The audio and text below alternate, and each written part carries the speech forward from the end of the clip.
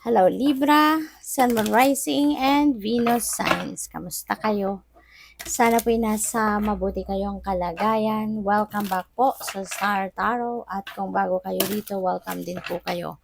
Please subscribe, like, share my videos, and leave me a comment kung nakaresonate kayo.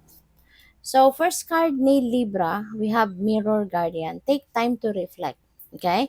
Take time to reflect kasi napakalakas or napakalaki ang tawag dito, napakalaki ng epekto sa buhay natin, ng reflection. Nakakakalma, nakakagaan ng pakiramdam, nagkakaroon tayo ng direksyon sa buhay. Kung meron man mga gumugulo sa isip natin kapag tayo nag-reflect, 'di ba? Gumagaan kasi parang naririnig natin yung soul natin magsalita, 'di ba? And yung intuition natin. So it's guiding us, 'di ba? Kung ano na yung dapat nating isipin, ano na yung dapat nating gawin, 'di ba? Kaya at nakakapag-declutter, no, ng mga negativity sa isip at sa damdamin natin. Kaya it's best, no, if you're going to take some time to reflect on things na nangyayari sa buhay mo sa ngayon. Okay? So we have the sun, enjoy success and happiness. Alright? Enjoy success and happiness. Lalo-lalo na, no, Libra. If sa ngayon siguro kasi maraming mga pagtatagumpayan kayo. Maaring marami kayong mga achievements or accomplishments na may experience sa ngayon, and you are going to be very happy about it. Kaya, savor ninyo yan. I-embrace ninyo yung success na yan, yung happiness na yan, savor it. Alright? So, what else? We have Oracle. Wait for important information. Okay? Mag-antay daw ng mga importanteng impormasyon. Pwedeng, yan intuitive messages, nudges na inaantay mo.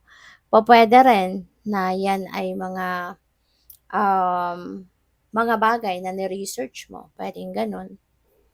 It could also be information na pwedeng galing sa ibang tao. Baka nagpapatulong kayo kunyari na mag-research, nagpapatulong kayo na makakuha ng mas marami pang detalye about something, yung ganun, no? So, tignan natin kung ano pa ang ganap. And by the way, maraming salamat for subscribing. And if you haven't subscribed yet, subscribe na kayo. And also, maraming salamat din for not skipping the ads. Malaking bagay yan sa akin. And also, please click the join button sa baba ng video kung gusto niyo na mag-join kayo sa membership. So, we have lost but never alone. Ayan.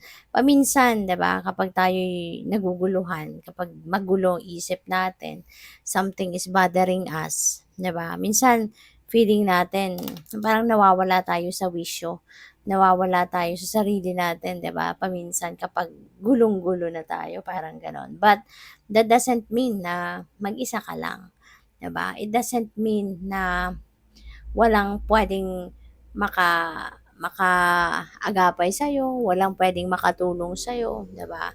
All you need to do is, to reach out. Reach out to people, 'di ba, na puwedeng puwedeng makausap mo, makapagpagaan ng inyong nararamdaman, ganyan, 'di ba? So, you are never alone. And even sa spirit realm, 'di ba? Lalong-lalo na sa spirit realm, hindi naman kayo papabayaan ng divine universe, ng mga guardian angels mo, ng mga spirit guides mo, 'di ba? They are always there for you. All you need to do is to reach out to them. Magdasal ka, have a conversation with them, hingi ka ng gabay, hingi ka ng support nila, yung ganon, no? So, what else? We have you came to serve. Ayan, this is a reminder para sa inyo. Kung ano yung purpose mo, kung ano yung mission mo sa buhay. Pwede rin na pwede rin na nagdadasal lang iba sa inyo, nagtatanong, 'di ba? Kung ano yung purpose ninyo sa buhay. So maaaring ito na yung sagot sa inyo na you came to serve, 'di ba? Napakalaki ng mission ninyo sa buhay. Kasi you are here, 'di ba? To be of service to people. And you need to have that unconditional love for you to be able to perform or to carry out this purpose, 'di ba?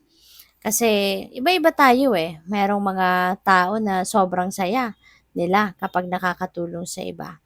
Meron din namang mga tao na uncomfortable sila, 'di ba? When someone is asking for help from them, 'di ba? So iba-iba tayo.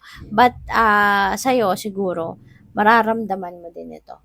No, mararamdaman mo din ito na masaya ka kapag makakatulong ka sa iba. Masaya ka na napagsisilbihan mo yung ibang tao.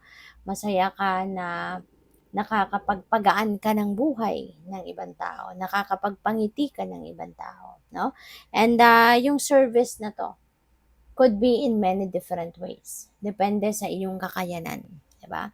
O pwedeng makakatulong ka sa kanila through advice, makakatulong ka sa kanila through physical help, makakatulong ka sa kanila through emotional support, or many other things. Or healing, di ba? Kasi baka ikaw ay isang healer, yung ganon. So, depende sa inyong sitwasyon. But definitely, one of your purpose is to help other people, to be of service to people. So you have the power to make yourself better. Ayan, napakaganda. Reminder din ito sa iyo na meron kang kapangyarihan para maging yung parang para mas maayos mo ang sarili mo, mas ma-improve mo ang sarili mo, ma-empower mo yung sarili mo, 'di ba? Kaya mo 'yan. You have the power to do so. Okay? Kaya wag mong maliitin ang sarili mo. Don't play small. Kasi you have all it takes to succeed in life. You have all it takes to better yourself, to empower yourself, to evolve into the best version of yourself. Kayang-kaya mong gawin yan. Kayang-kaya mong suportahan niyang sarili mo. 'Di ba? Para maging mas mabuti kang tao, mas magaling ka sa kung ano man ang mga talents mo, skills mo, or gifts mo. 'Di ba? You have all the power to make yourself evolve into the best version of yourself. We have shared a gift. Ayan. So, maaari na yung gift na to could be of because you are a healer. Maaaring meron kang gift, no? Of yung mga intuitive abilities ninyo, psychic abilities ninyo. Maaaring yun ang gift ninyo.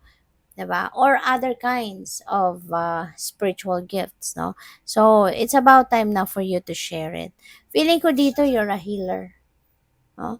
Yung touch mo lang, maaaring ang laki ng epekto sa isang taong nahahawakan mo. Maaaring sa paghawak mo sa isang tao, nakakapag-share ka sa kanya ng energy wherein nakakagaan ng kanyang pakiramdam or nakakagaling ng kanyang nararamdamang mabigat. Diba? So, pwedeng ganun. So, it's about time now for you to share that gift. Okay? To help other people better their lives as well. So, good luck. Thank you for watching. Love and light. Namaste.